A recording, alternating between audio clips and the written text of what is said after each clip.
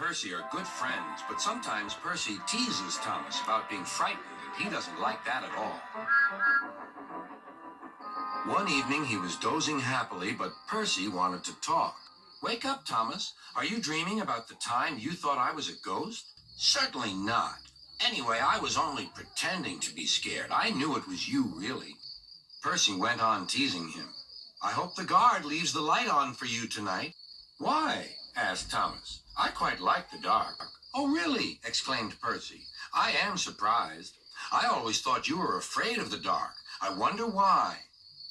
Thomas decided to say nothing and went to sleep instead. Next day, Sir Topham Hatt came to see him.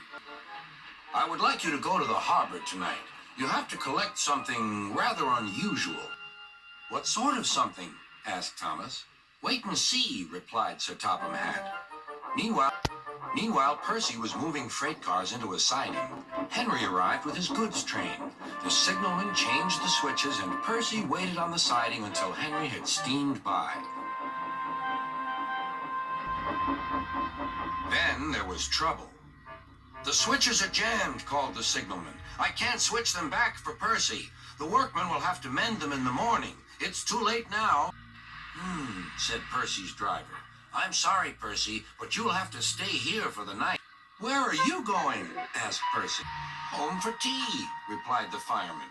Percy was speechless. He watched as the other engines went home to the shed. Nighttime came, and Percy began to feel very lonely. "Oh, dear," he murmured. "It's very dark."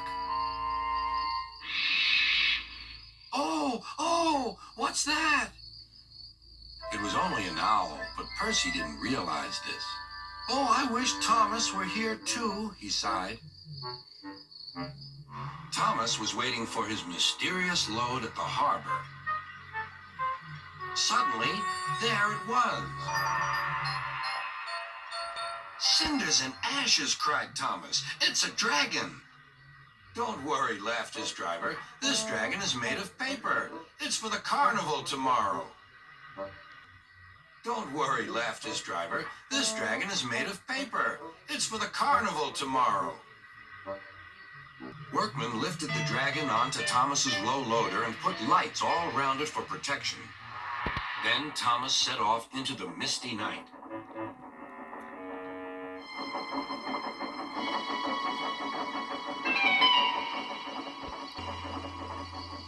Percy was asleep on his siding and had no idea that Thomas was approaching him. Percy woke up with a start. "Help!" cried Percy. "I'm not going to open my eyes until my driver comes." Next morning, the switches were mended and Percy puffed back to the junction. Gordon was just about to leave with the express. "You'll never guess what I saw last night,"